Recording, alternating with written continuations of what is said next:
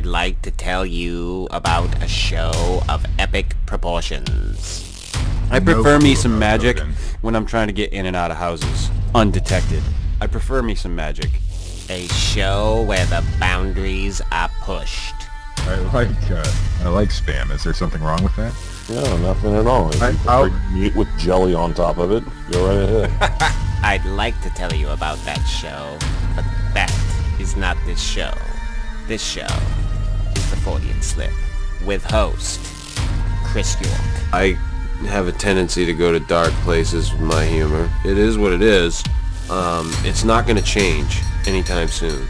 Co-host Steve Alcorn. It was so earth-shaking and mind-blowing that even John Teeter in the future knows about it. And reoccurring, ever-present special guest, Matt Knapp.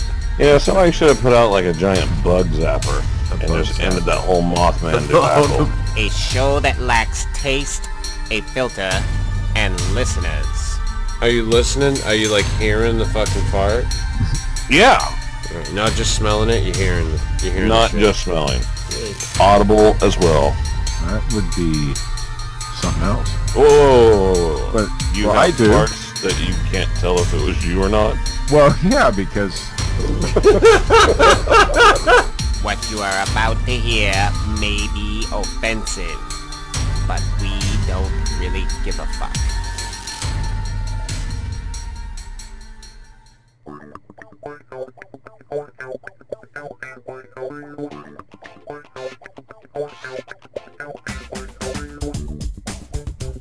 Good evening.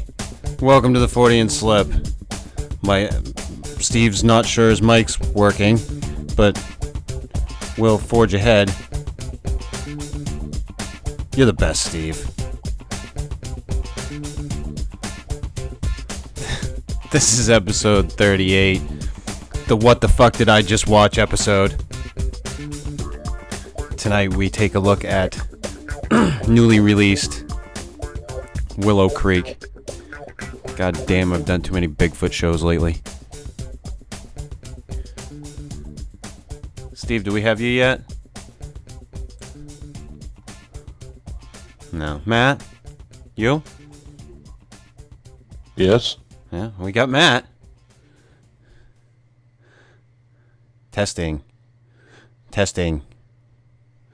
Steve, are you out there? Stevie? Is everything okay? Little Steve. Do you want some spam? Speak if you want spam, Steve. Well, until Steve can get his fucking mic working. Willow Creek. Willow Creek. Willow Creek. Now, let me start off by saying, and I have not even talked to Matt about what he thought about the movie. I have spoken to Steve, the mute portion of our program tonight. I like Bobcat Goldthwait movies. I loved World's Greatest Dad. Loved God Bless the America or the USA, whatever the fuck that one was with Bill Murray's brother, where he like shoots up the fucking reality TV show. Love that movie. This movie was, it was somewhat entertaining. But I found it to be far too long, drawn out, and there goes Steve. And by the time you get to anything, it's just... I think I've seen that on Finding Bigfoot, with the exception of the very end. Pretty sure they act like that's what happens every fucking episode. But that means testes. Oh my fucking god, we have Steve. Testy. 1, 2, 3. Yes. Ladies and gentlemen, Mr. Steve Alcorn. That old fucking gag. You need to get new jokes. I don't even have old ones. Yeah. Okay, continue. Yeah. So, I personally, while I was somewhat entertained by the movie, I don't know what I watched. I'm pretty sure I don't know what I watched. I don't know if I watched a Bigfoot movie. I don't know if I watched a Wild People in the Woods movie. I don't know if I watched Deliverance remade. I don't know what the fuck I watched. I wasn't entertained at all, to be honest with you. It's just... It was bad. Oh, jeez. You two. There was some parts I liked about it, and I talked to Chris about it. He disagrees with me, but I liked the Steven Stryford part only because that's basically how Steven is in real life. No. And I like the Tommy Emmerone part, and mainly because... that's the thing. You guys, you got to approach it from somebody that doesn't have any clue who those people are. I do have a clue. Anything about Bigfoot or the people involved in it, and then look at the movie. Well, if you approach it not knowing anything about Bigfoot and the people involved, then a lot of the references in the movie won't make any sense to you. Like Jerry Crew and Albert Osman. Nobody, if you're not involved in Bigfoot research, you're not going to... Exactly, which would lend to the creepiness of the movie, because you don't know about those people, and they're like, listen to him, he's singing about some guy named Al. Like, that's funny. Al got a phone call. You got a phone call, like... I did like the Tommy Emmerone part, only because I've seen Tom perform that song live with Bob Gimlin there. But other than that, the movie to me was just another in a long line of shitty found footage films. So I'm not saying it was horrible. I'm not saying it was fucking the most god awful movie I've ever seen.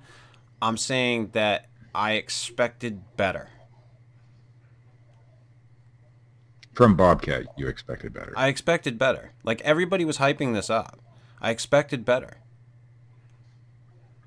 Well, it's doing really great. No, that's fine. I mean, hey, it's doing great. That's awesome. I'm just saying, there's a lot of movies that have done really great. There's a lot of movies that have done really great that I didn't like. Titanic, I did not need to see an almost fucking 3-hour movie about a fucking boat I knew was going to sink. But the movie wasn't about the boat. Listen, that's my fucking story, and I'm sticking to it. Well, that's the thing about this movie. You already know that somebody's gonna die in the end. Because it's found footage. Because it's a found footage movie. And the trailer pretty much is the step-by-step of the movie. And it took forever for anything to develop in this movie. I mean, Steve, the movie was over in an hour and 20 minutes when most movies go to 2 hours. It felt like 2. The thing is, they sat there in that tent, and there was 5 minutes of silence, basically, at points. Not really 5 minutes, but you know what I mean. Yeah, to get you listening and to calm you down and get you focused on the noise. So whenever they do make a noise, it has that shock factor. It's common tricks used in movies. Yeah, but as a moviegoer, you don't want to sit there and listen to 5 minutes of silence. I mean, there was no knocking going on. I mean, because they had heard knocking, all that bullshit. I just didn't, I didn't want to sit there for 5 minutes and listen, stare at two people who may or may not be scared. I couldn't tell. For a while there, Matt, it wasn't horrible. I'm just going to be quiet the rest of the show. No, it wasn't. Listen, it wasn't a horrible movie. I'm not saying it was horrible. I just, I wanted something. Like, if I'm gonna watch a porno, I want to see the fucking chick take the load on her face. If I'm watching a fucking found footage movie that's quote unquote about Bigfoot or about something out in the woods, fucking at least give me the something. Well, we did see something. Yeah, you did see something. Fucking don't know what, but I mean, but see that. Okay, number one, it leaves it mysterious at the end. Oh, so it's the fucking inception of Bigfoot found footage movies? Fuck that. No. How many times have you seen a Bigfoot movie where the payoff was awesome? Oh, look at that creature! It looks so real. Harry and the Hendersons. He knew going into it that he wasn't going to be able to make a good-looking Bigfoot. So why put it on there?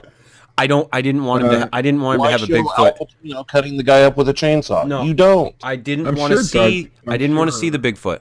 All I I'm wanted. sure Doug Hudson would have loaned him, like an arm or something. Yes, exactly. That's what I was Then it getting would have to. been a fake-looking arm. Well, Not necessarily. You're not like, what are you gonna do that's gonna look good? well, the ending of that movie sure didn't look good to me. That's all I know. I thought it was creepy. Well, it was. There was some points in the movie where it ended differently for certain than I thought it was going to. I mean, I knew somebody was going to die at the end, but I didn't expect what I saw. To be honest, I never expected to see that. What was with that fucking naked chick in the fucking woods? That's all I want to know. I can tell you what was with that. Here's the plot. Here's what happened. That was Bigfoot's bride. Huh? Yes, the naked chick. Okay, the guy dies. You can hear the guy getting throttled, right? And then she goes quiet.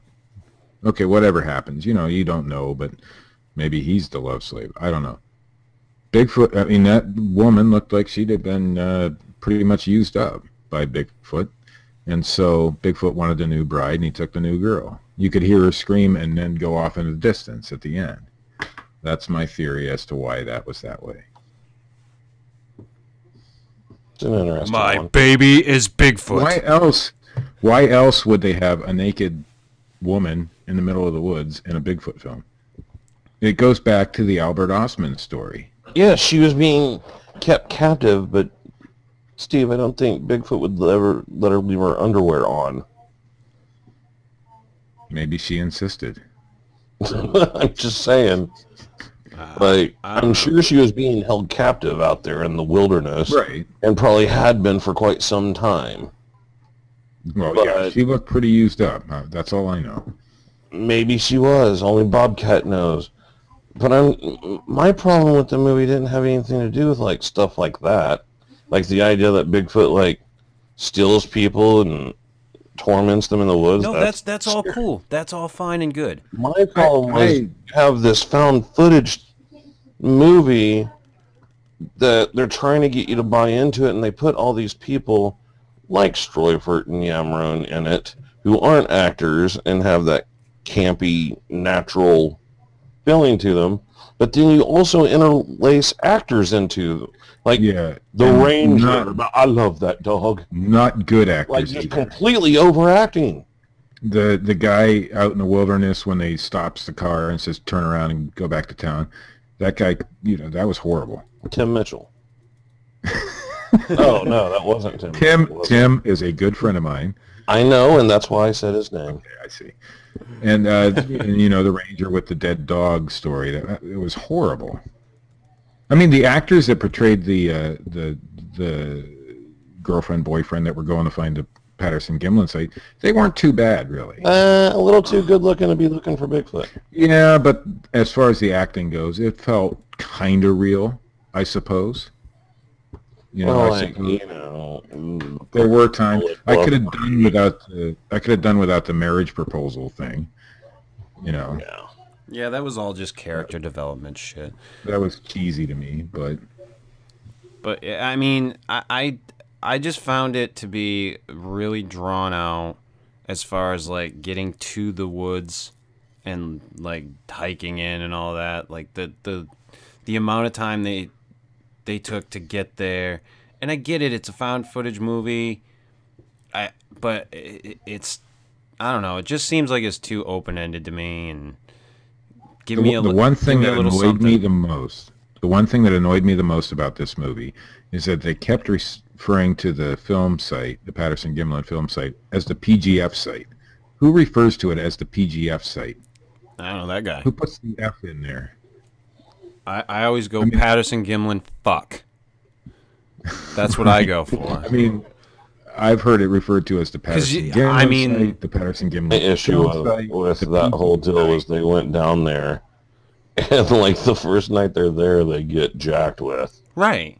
And there's all this stuff going on. I know lots of people that have camped out down there and nothing happened. Right. I don't know. It seemed too much, I guess, and too much and too little. So I don't know.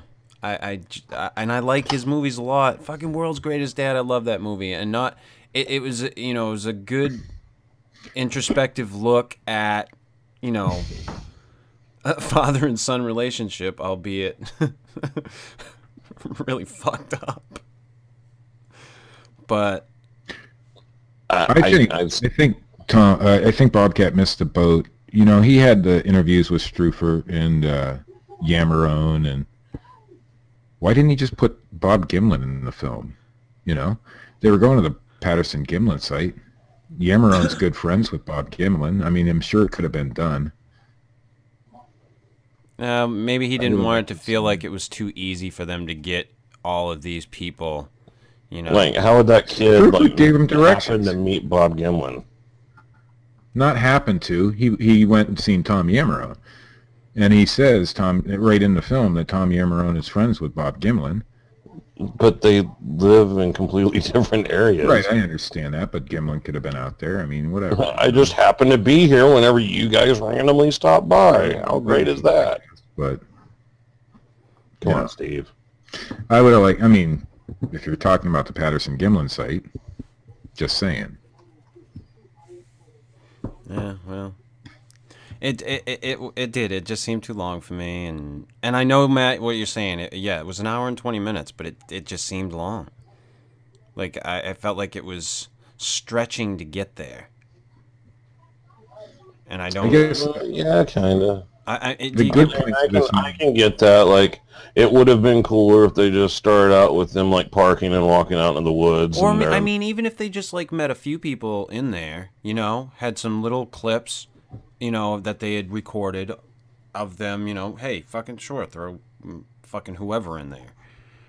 But I'm glad they used real, actual Bigfoot community people from the Bigfoot community. I'm glad they did that. But then they, like Matt said, they threw those fucking actors in there, and it just kind of ruined it. Yeah. They could have cut that whole part out, and it would have been a better film for it, I think. Right, and they could have gotten right out there and gotten, had it been more of a development out there. Right, had them tormented by the Bigfoot and held captive. Trying to get back to their car, that's what I would have done.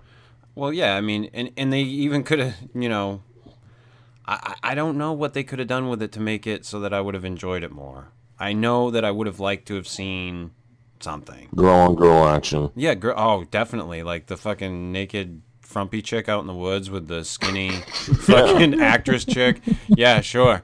Get it on, you two. Yeah, that would have been awesome. Bigfoot, yeah, no, I don't think so. Yeah. I would have liked to seen that chick naked, Nah, but of course you get to see the guy's dog. We didn't get to see that. Jesus Christ. Yeah, I didn't want to see that at all. Fucking A. I mean, he had the opportunity right there. Bobcat had the opportunity to get that chick naked because right in the script it said... No, he didn't, because she probably had a fucking contract that stated she wasn't.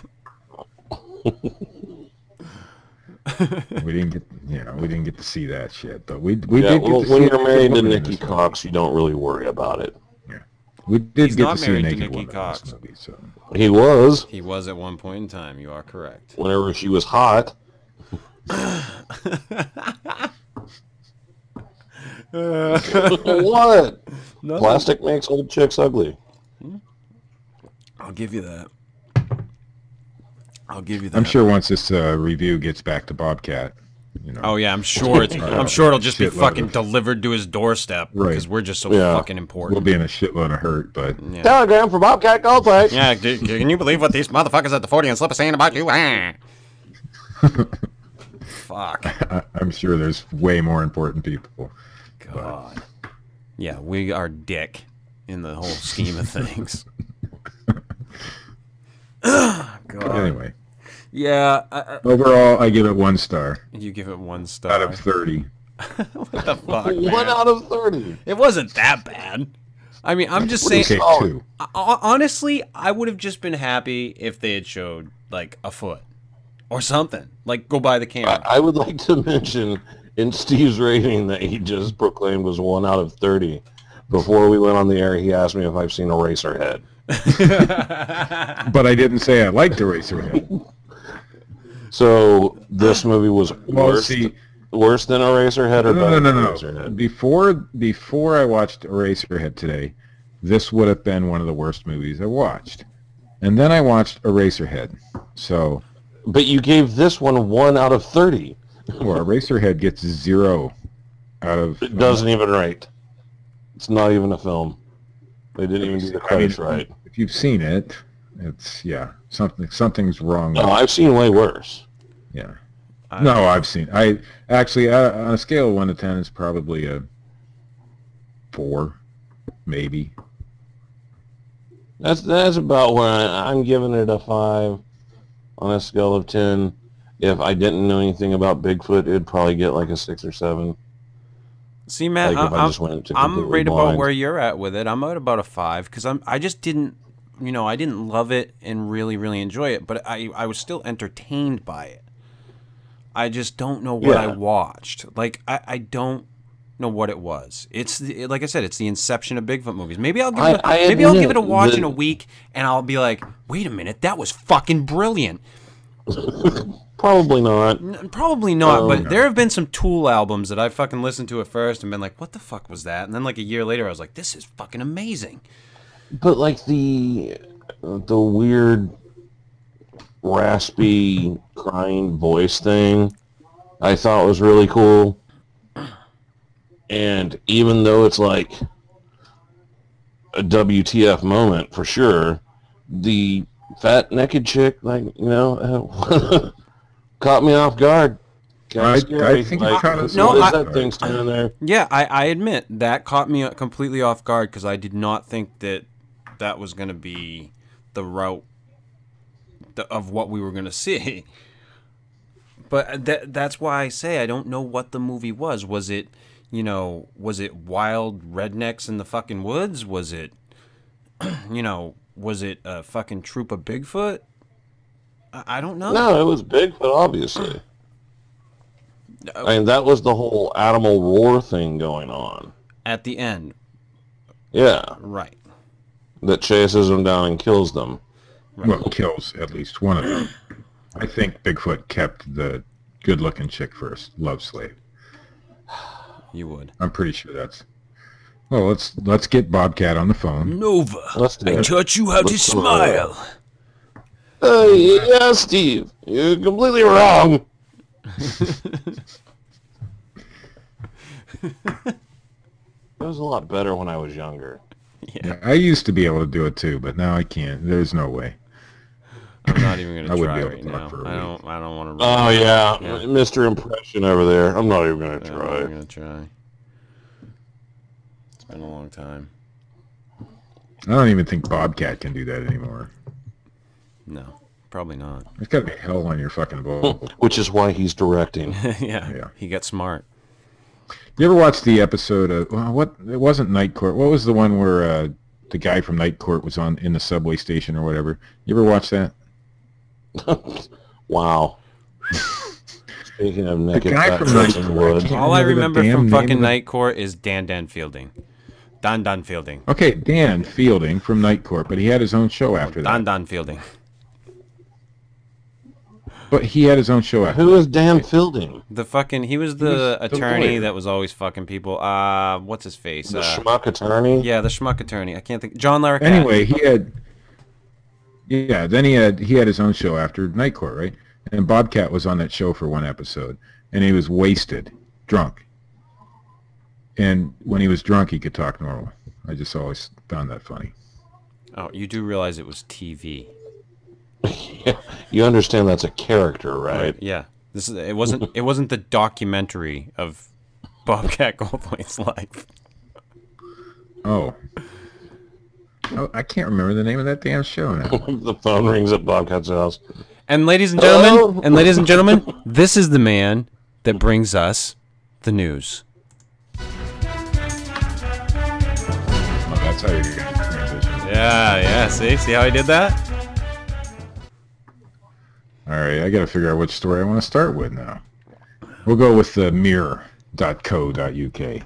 We have another UFO sighting over Wales, and a paranormal investigator wanted to launch a Facebook appeal for witnesses. What's an investigator? It's one of them guys that investigates things. Oh, okay. A paranormal investigator has launched a Facebook appeal for witnesses following a suspected UFO sighting over Wales. Gavin Davies made the move after an unidentified cluster of lights was spotted in the night sky over West Wales on Thursday evening. Did you say Datum Gavies? I said Gavin Davies. Davies said he was in bed. The guy that leads Bush. Okay. I don't know. I like Bush. Davies said he was in bed when he saw the fast-moving objects over Harford West. He launched a Facebook appeal to gather information, photos, and footage from anyone else who might have seen the same cluster of lights. The UFO was described as being one larger bright light with two smaller lights around it. Bright light. And it was heading east.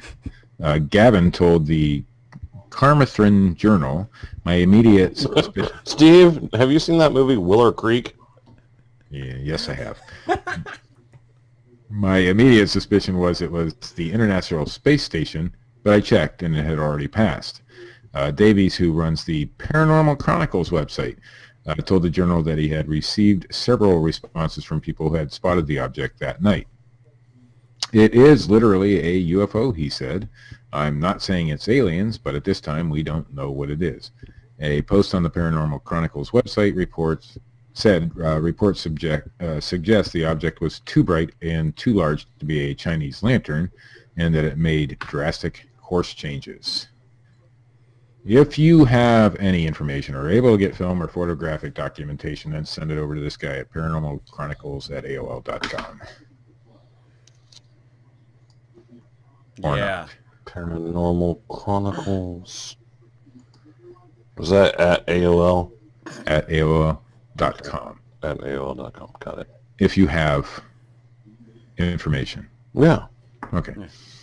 And another one from the Mirror, because we like them. A rat-mad woman has single-handedly launched a citywide infestation after breeding thousands of rodents and letting them go. Erica, a.k.a. Ratgirl, has spent years taking in rats and compulsively breeding them, according to the public health She's a officials. gem. She's breeding with the rats? No, she's breeding the rats. Oh. She's a gem, Matt. You should check this woman out. Yeah, I have. On one occasion, they exterminated 1,000 of the furry pests in a hotel when she was staying there. Oh, yeah. She's on Plenty of Fish. All right. Plenty of rats. California television channel KTVU said the 43-year-old's rodent obsession had become so bad, officials now confiscate her rats whenever they can, but say she always seems to find more. Animal care and control captain Denise somebody or other told KTVU the rats have actually burrowed into other people's rooms, and that they can carry disease. They can carry parasites. I was immediately concerned for the well-being of Erica. I believe there is a serious underlying mental health issue that needs to be addressed. No. And it seems to be unresolved. I love rats. I can only imagine. Chill the fuck out. Yeah, no shit, right? She saw Ben. That would be Denise Bongiovanni, by the way. The name I couldn't pronounce earlier. I can only imagine this problem is going to continue wherever she lives until she gets the help she needs. One breeding pair of rats can produce thousands of descendants in a year. Animal control officer said prosecuting the woman was unlikely to solve the problem. And my favorite story of the night. Wow, look at the promptness he has there, Matt. Yeah. Did you hear that dead air between stories? I would like to add something to the rat story. I like how whenever she became overran with rats where she lived, she would just take them and release them into the public. Like, thanks for that. She was just sharing. Fish. We got a fish story now. Cops say, and this is from the New York Daily News.com. Cops. They start out with cops say. Yeah, cops say. Cops say a fight between relatives quickly turned violent when a woman slapped her brother's wife with a fish and demanded she get out. It is assault by a strange, if not deadly, weapon. don't know how a fish is deadly. Cops in Texas are investigating an incident where a woman allegedly hit her sister-in-law in the face with a catfish. Well, see, catfish have spines that have like some kind of infectant thing on them. And I've seen people lose hands over it, Steve. I'm saying this is a bullshit internet story. That's why it has a catfish in it. That's what I'm saying. Officers were called early Sunday on reports of a disturbance in an apartment in Lufkin. I've been to Lufkin. Then it must be real. We never report any real news. A town in the eastern part of the state. Yeah, there were lights over fucking this place this week. Yeah. A woman slaps another woman with a catfish in Lufkin, Texas. I'm telling you, it's true. Yeah. No, this story is true. I'm just saying we report bullshit most of the time. I pick out the stories most of the time. You're telling me I sent you the officers were called story. early Sunday. I said I pick out stories most of the time. Yeah. Officers were called early Sunday on reports of a disturbance in an apartment in Lufkin, a town in the eastern part of the state. They found 3 people inside an apartment. I've been to Lufkin. I think we've established that. Sergeant Mike Shirley of Lufkin Police told KTRE the argument allegedly started because a female put a catfish in her sister-in-law's face. An argument then ensued between the woman and her brother, which turned physical. According to the brother, his sister slapped his wife in the face with the fish and told her to leave, and she eventually did. Shirley added the woman had told police her brother was beating his wife. The brother claimed any marks his wife had were from trying to break up the fight. No arrests were made due to a lack of independent witnesses, said Shirley. The catfish, however, did not make it. In our final story, and this one is good news for us who love Ghostbusters. Ghostbusters returns to theaters this August as part of the 30th anniversary celebration. From TheVerge.com. The landmark sci-fi comedy mashup Ghostbusters arrived in movie theaters 30 years ago this weekend. But if you were too young to catch the film on the big screen back in 1984... They're going to try to remake it, and who the fuck knows what they're going to do with it. You're going to get another chance this summer. According to Entertainment Weekly, Ghostbusters will be re-released, not remade, re-released in more than 700 theaters on August 29th. Called the George Lucas move now by Hollywood, where you re-release a movie to make money to make another movie. The centerpiece of a campaign to celebrate the enduringly popular film's milestone birthday. The movie's re-release is only one aspect of the campaign. Sony Pictures has planned for the summer. Special events, new merchandise, and a new Blu-ray set are also part of the plan. On September 16th, Ghostbusters and its sequel, Ghostbusters 2, will receive 30th anniversary and 25th anniversary editions, respectively. This marks the first time Ghostbusters 2 has been released on Blu-ray. It marks the first time anybody gave a shit about it. And look for, in a few years, Ghostbusters released on 3D and IMAX, so that they can pump some more fucking money out of that bitch. It also contains deleted scenes that haven't yet been released. Both movies will also feature newly recorded conversations with Dan Aykroyd and director Ivan Reitman. Because Bill Murray was too busy bartending somewhere. Even before this planned marketing blitz, Ghostbusters has come up rather frequently lately. Writer and star Harold Ramis died earlier this year, prompting Reitman to decide that he would not direct the potential third film in the franchise that has been rumored for the better part of the last 2 decades. And there's a bunch more to this story, but I'm not going to read it. Well, see, that's the plot of the third one. They actually tried to capture Harold Ramis. That would be cool. I, for one, plan on going to see this. Hologram Harold Ramis? Hologram Harold Ramis. In 1984, They can do I Michael was Jackson. a young boy. And Tupac. We didn't have a lot of money, so I did not get to see this in the theater originally, and I'm going to watch it, whether you like it or not. That's the news, fellas. That's just... I don't think that was part of the article, Steve. No, that was my own. Little footnote. Yeah, see, he's turning into like fucking MSNBC and Fox News. He's like definitely biased. I want to be that guy on 60 Minutes. I think he's dead now. I like how you made Andy the story Rooney? about not You want to being be able to fucking see it. Andy Rooney? I love Andy. Seriously? Or Did you ever like notice? Paul Did Harvey. you ever notice that I fucking sit around in a chair and act like a complete douchebag? Did you ever notice? Fuck you. Maybe Paul Harvey. Good I day. liked Paul Harvey. And now you know the rest. Of the story. Yeah. That's my goal. And That's here, the only reason let I me do it pimp for the you. car company that's paying me this week. Stamps.com.